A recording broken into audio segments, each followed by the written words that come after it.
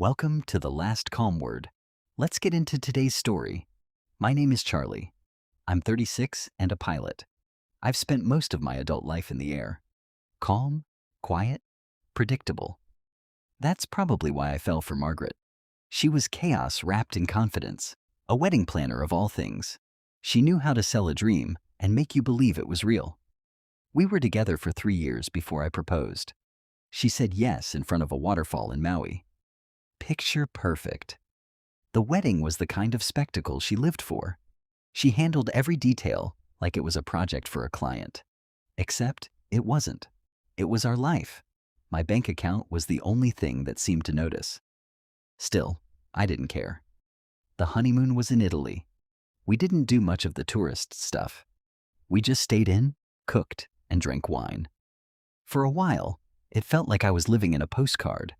But by the flight home, something had shifted. She was quiet, not upset, just somewhere else. She kept checking her phone when she thought I wasn't looking, smiled at texts she didn't share with me. 2 weeks later, I walked into our kitchen for a glass of water. Her phone lit up on the counter. I didn't mean to look. It just happened. The name on the screen was Mike.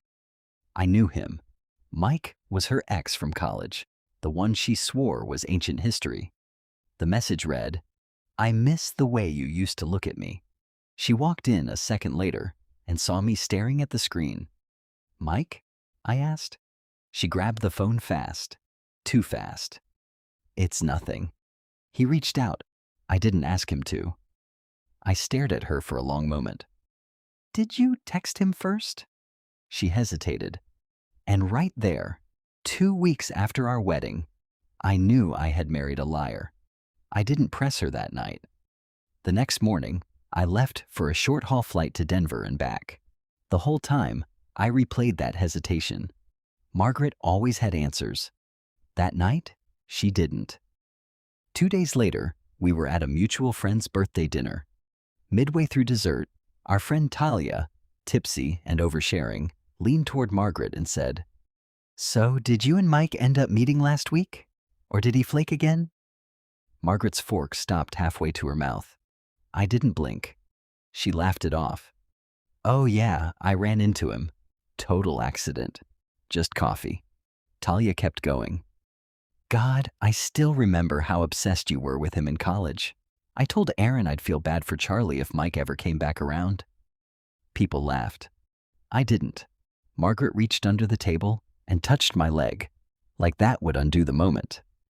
I smiled for show and said nothing. That night at home, I asked, "So Mike didn't just reach out? You met up with him?" She didn't lie. She just said she didn't think it mattered. It was one coffee, before or after he'd texted her, that he missed how she used to look at him. She didn't answer right away. "I didn't plan it," she said. "It just happened. He's going through a breakup. It wasn't romantic." I dried my hands. "Did you tell him you're married now?" Another pause. "Of course I did." I nodded. I didn't believe her. The next day, she told me she was going on a weekend retreat with a few girls from work. "Spa trip," she said. "Out in the valley, phones off. Girl time." "Which girls?" "You don't know them," she said quickly. "From the newer teams." Right. That Friday, I waited until she left, then grabbed my keys and followed her. She didn't drive toward wine country. She drove straight into the city and parked in front of the Carillon Hotel. I parked across the street, engine off, eyes locked on the entrance. She walked in at 6:08 p.m., alone. Just Margaret, in jeans, a coat, and heels she hadn't worn since the wedding. At 6:22, he arrived. Mike. Tall, smug, much the same as the old photos I'd found buried on her hard drive. He walked in with the confidence of a man who'd done this before. I moved into the hotel lobby, keeping my distance, and ordered a coffee at the bar just to blend in. 3 minutes later, they met near the elevators. No hugs, just straight into a kiss. Not playful, not nervous. Hungry. She touched his chest, and he reached into his coat and pulled out a room key. I stood up and took one photo on my phone. Mike's hand on the small of her back, her wedding ring visible as she pressed the elevator button. That was all I needed. I walked across the lobby and said her name, Margaret. She turned like she'd heard a gunshot. Mike paused mid-step, glancing between us. She blinked. Charlie, spa weekend, huh? I said, calm and measured. Charlie, I can explain. I'm sure you can, I said, cutting her off. Let me guess. It just happened. You were tired, vulnerable, needed someone to make you feel seen.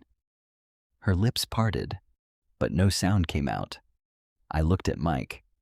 You're the ex. Figures. He opened his mouth to speak. I didn't let him. Don't bother.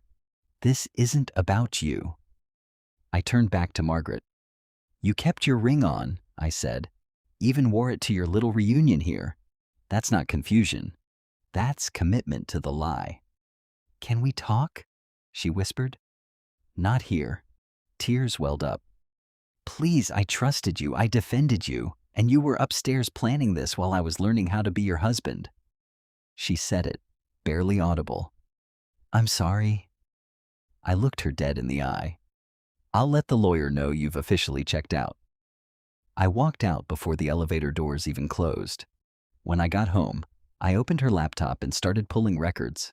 Her texts, her cloud backups. She had entire albums saved. One was called Madrid. The dates were from 3 weeks before our wedding. They'd been talking, reconnecting, while we were picking out wedding bands. I labeled everything, organized the evidence. I wasn't out for revenge. I wanted facts. I was done playing husband. Now I was documenting like a prosecutor. She didn't come home that night, didn't text, didn't call. The silence didn't hurt. It clarified things. I spent the next day locking everything down, pulled my name off anything joint, transferred the savings into a personal account, called my lawyer, and scheduled a meeting. At 6 that evening, I heard the front door open. No knock, no call ahead. She walked in slowly. Can we talk? She asked, her voice thin, like she'd spent the night crying. I didn't answer. I just sat at the kitchen table. She sat across from me, uninvited. Charlie, I messed up. Oh, I don't know what I was thinking. I was scared. Everything happened so fast. You had choices, I said. You chose him. It wasn't like that. You kissed him in the lobby. You took his room key. That's not a maybe. She blinked. I didn't mean to hurt you. But you did. You didn't just hurt me. You humiliated me in public with proof. I turned the folder toward her. Photos, screenshots, printouts of texts with timestamps going back a week before our wedding. She didn't even touch it, just whispered, What do you want me to say? I don't want you to say anything. I want you to leave. Her eyes widened. Charlie, please. We're married. No. We had a wedding. You broke the marriage the moment you let him take off your coat. I made a mistake, she said, standing. It was one night. You were planning that night while I was writing my vows. Tears again. I don't want it to end like this. Then you shouldn't have started it like that. She stepped forward like she was going to touch me. I stood and backed away. This isn't a pause, Margaret. It's a full stop. She didn't say another word, just turned, walked up the stairs, and quietly packed. I sat at the kitchen table, still. She came back down 15 minutes later, a carry-on slung over one shoulder. She didn't argue, didn't say goodbye. The door closed behind her like it meant it. She was gone, but the wreckage stayed. The silence clung to everything. By Tuesday, people started picking sides. Some mutual friends went quiet. A few reached out. Her friend Lena called. I didn't know she'd actually go through with it, she said. I told her not to meet him. She said she just wanted closure, I said. She's not thinking straight, Lena said. She thought clearly enough to book a suite, I said, and hung up. The worst part was That I kept learning new things, more layers of betrayal, like the truth was peeling back one insult at a time. Thursday morning, I got a message on Facebook from someone named Jesse. I didn't recognize the name. Hi, I don't know you personally, but I think your wife has been seeing my fiancé, Mike. I found your info through an old tagged photo on Margaret's profile. I called her. Jessie's voice was too calm for what she was about to say. I'm 6 months pregnant. Mike and I were supposed to get married in October. I didn't say anything.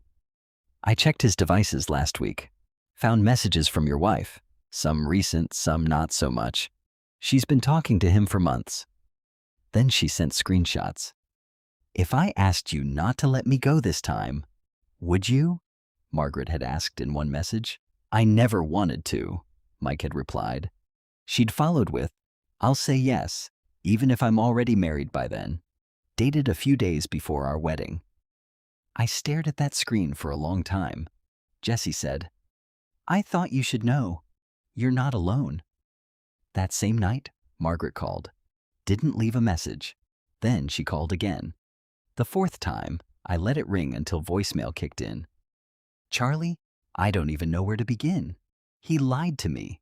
All of it. He's still with someone else. He used me.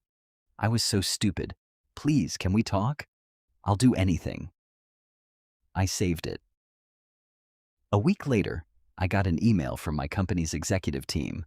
The subject line read, International Assignment Opportunity. Urgent response requested. They were expanding an international cargo fleet based in Singapore. Big deal. Bigger salary. A full relocation package. 2-year minimum. I didn't hesitate. I said yes. 2 days later, my phone buzzed. An unknown number. I almost ignored it. Then I picked up. Charlie? The last voice I wanted to hear. I hung up. She texted immediately. I heard you're moving. Can we please meet before you leave? I didn't reply. The next week was my going away party. My crew rented out a rooftop bar downtown. Cold beers, farewell speeches. Then Kyle, my co-pilot and closest friend, came up to me and said, Someone's here to see you. I turned. Margaret was walking in like she belonged there. Tight black dress, hair curled, makeup flawless. The whole place turned. People whispered. She came up fast. I heard about the party through someone at the office. I didn't come to ruin it. I swear I just needed one chance to say what I couldn't say before. She looked up at me, eyes wet, voice shaking. I didn't say anything, just stood there. Mike lied. Everything was fake. He was still engaged. He told me I was his world, and then blocked me when she found out. I destroyed the only real thing I ever had, and I know that now. I nodded slowly. Do you? She nodded back. I've been going to therapy. I've cut ties with everyone who encouraged it. I was confused and selfish, and I thought love meant feeling alive. But it was you. You were real. The rooftop went silent. I leaned in close and whispered right into her ear. The woman I married doesn't exist anymore, and the one standing here, I don't know her. Her lips trembled. Please, Charlie. I said it without blinking. You already had a chance. It came with a ring. She flinched, eyes welling up. I made a mistake. No, I said. You made a decision. She stood there frozen, drowning in silence. I walked away. Margaret left 10 minutes later, alone. My flight to Singapore was early, 6:10 a.m. I got to the airport just after 4. It was still dark. I hadn't checked in yet, just standing there watching the doors, ready. Then I saw her.